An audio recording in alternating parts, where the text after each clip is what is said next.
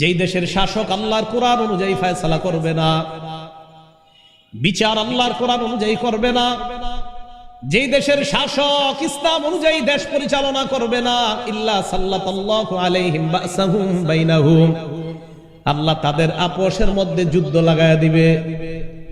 আপোষের মধ্যে আল্লাহ যুদ্ধ লাগায়া দিবে। এইজন্য আমাদের নবীজি সাল্লাল্লাহু আলাইহি সাল্লাম আল্লাহর কাছে তিনটা জিনিস চাইছিল, আল্লাহ দুইটা দিছে, একটা দেয় নাই। মুসলিম শরীফের 472 নম্বর, মুসলিম শরীফের 7152 নম্বর হাদিস। এই হাদিসের মধ্যে আসছে নবীজি সাল্লাল্লাহু আলাইহি সাল্লাম আলিয়া নামক জায়গা থেকে আসছে। আসার পর ফাম্মার রবি মসজিদি বনি মুআবিয়া, এমন একটা মসজিদ নাম মসজিদে বনি মুআবিয়া, এটা সামনে দিয়ে নবী গেলেন। যাওয়ার সময় দাখলা, মসজিদে প্রবেশ করলেন, সাল্লা ফীহি রাকাতাইন, 2 রাকাত নামাজ পড়লেন, দাআ রাব্বাহু তাবিলা, লম্বা দোয়া করলেন। সাহাবাদের দিকে ফিরলেন, ফিরার পর বললেন সাআলতু রাব্বি সালাসা আতানি সিনতাইনি ওয়া মানানি ওয়াহিদা, আমি আল্লাহর কাছে 3টি জিনিস চাইলাম, আল্লাহ 2টি দিয়েছেন, একটি দেয় নাই। 1 নাম্বার সাআলতু রাব্বি আল্লা ইহলিকা উম্মতি বিসানা, আমি আল্লাহর কাছে বললাম আল্লাহ আমার উম্মতকে আপনি না খাওয়ায়া একবারে সবাইরে ধ্বংস করে দিয়েন না। পুরা দুনিয়ার মানুষ একসাথে না খেয়ে মারা যাবে এমনটা হবে না, একথা নিশ্চিত থাকেন।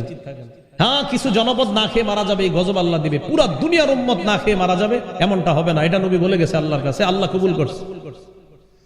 ওয়াসালতু রাব্বি আল্লা ইহলিকা উম্মতি বিল গরাক, আমি আল্লাহর কাছে দোয়া করলাম আল্লাহ আমার উম্মতকে একবারে ফেরাউন বাহিনীর মতো আপনি ডুবায়া মারবেন না। আতানিহা, আল্লাহ এই দোয়াটা কবুল করে নিয়েছেন, আমাদের এই উম্মত একবারে ডুবে সবাই মারা যাবে না। 3 নাম্বার আমি দোয়া করলাম সাআলতু রাব্বি আল্লা ইয়াজআলা বাসাহুম বাইনাহুম, আল্লাহ আমার উম্মতের মাঝে আপনি এক দল আরেক দলের উপর চাপায়া দিয়েন না, যুদ্ধ বাধায়া দিয়েন না। মানা আনিহা, আল্লাহ এটা আমার দোয়া কবুল করে নাই, তাই তো বর্তমানে দেশে দেশে যুদ্ধ, ওই যে এটা কবুল হয় নাই, এই জন্য যুদ্ধ। তো এই জন্য মনে রাখবেন 5 নাম্বার যে অপরাধটা, কোরআন অনুযায়ী যদি শাসন ব্যবস্থা না হয়, কোরআন অনুযায়ী যদি বিচার না হয়, ইনসাফের সাথে যদি বিচার না হয়, তো এই দেশের মানুষকে মানুষের সাথে আল্লাহ লাগায় দিবে। এক মানুষ আরেক মানুষের সাথে শত্রুতা করবে, মুসলমান মুসলমানের সাথে শত্রুতা করবে এই অপরাধের কারণে। আল্লাহ আমাদের সকলকে যেই কোনো ধরনের গুনাহ অপরাধ থেকে বেঁচে থাকার তৌফিক দান করেন।